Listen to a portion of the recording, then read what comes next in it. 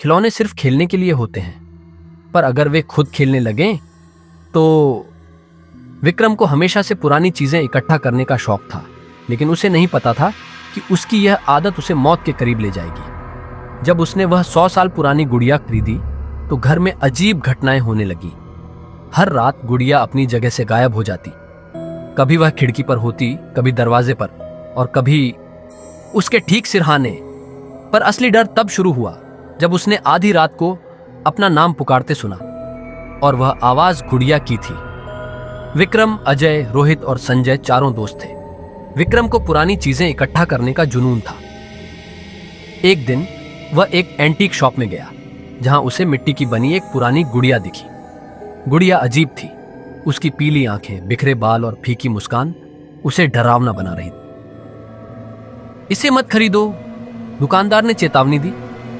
यह श्रापित है, इसके पिछले मालिक रहस्यमयी तरीके से मारे गए थे। लेकिन विक्रम हंस पड़ा। उसे भूत प्रेत पर यकीन नहीं था।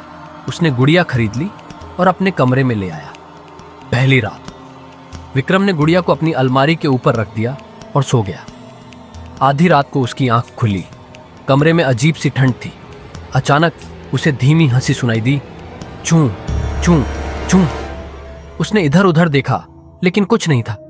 उसने सोचा कि यह उसका भ्रम होगा और फिर से सो गया। पर अगली सुबह उसने देखा कि गुड़िया अलमारी पर नहीं थी, बल्कि उसकी खिड़की पर बैठी थी। उसका दिल थोड़ा धड़क उठा, लेकिन फिर उसने सोचा कि शायद वह खुद गिर गई होगी। उसने गुड़िया को वापस अलमारी में रख दिया।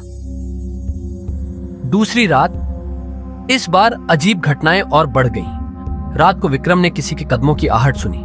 टिक टिक टिक टिक टिक। जैसे ही उसने टॉर्च ऑन की, उसकी सांसें थम गईं।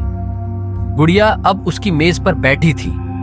वह सिहर उठा। उसने गुड़िया को उठाकर बालकनी से नीचे फेंक दिया, और जब देखा कि वह जमीन पर गिर चुकी है, तब जाकर चैन की सांस ली। लेकिन जब वह मुड़ा, गुड़िया फिर से उसकी मेज पर थी।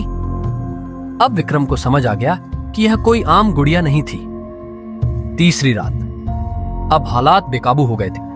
रात के 2 बजे विक्रम की नींद फिर खुली, लेकिन इस बार उसे कोई पुकार रहा था। विक्रम, विक्रम। आवाज धीमी और डरावनी थी। उसने डरते हुए गर्दन घुमाई और उसकी आंखें डर से फटी रह गईं। गुड़िया अब उसके सिरहाने बैठी थी और उसकी पीली आंखें चमक रही थीं। वह बिस्तर से उछलकर दूर हटा। तभी गुड़िया की माथे पर बड़ी बड़ी दरारें पड़ने लगीं और उसके अंदर से एक काली परछाई बाहर निकली। तुमने मुझे जगा दिया, अब तुम मेरी जगह लोगे। आवाज इतनी भयानक थी कि विक्रम ने अपनी पूरी ताकत से गुड़िया को उठाया और उसे जलाने की कोशिश की, लेकिन आग ने उसे नहीं छुआ। अब उसे समझ आ गया कि यह कोई आम भूत नहीं, बल्कि एक प्रेतात्मा थी। अंतिम रात डर के मारे विक्रम ने अपने दोस्तों अजय, रोहित और संजय को बुलाया। चारों ने मिलकर एक पंडित से संपर्क किया। पंडित ने गुड़िया को देखते ही कहा, यह गुड़िया सिर्फ एक खिलौना नहीं है, इसमें एक आत्मा बंधी हुई है। यह आत्मा तब तक मुक्त नहीं होगी जब तक यह किसी को अपने साथ न ले जाए। पंडित ने हवन शुरू किया, और जैसे ही मंत्रोच्चारण शुरू हुआ, पूरा कमरा हिलने लगा। गुड़िया अपने आप हवा में उठ गई और उसकी आंखों से काले आंसू टपकने लगे। तभी एक जोरदार चीख गूंजी और विक्रम को महसूस हुआ कि कोई अदृश्य ताकत उसे घसीट रही है। अजय, रोहित और संजय ने उसे पकड़ा, लेकिन विक्रम की आंखें अब काली हो चुकी थीं। पंडित ने आखिरी मंत्र पढ़ा और गुड़िया धुएं में बदलकर गायब हो गई। कमरा शांत हो गया। सभी ने राहत की सांस ली। अगली सुबह विक्रम ने अपने कमरे की सफाई शुरू की।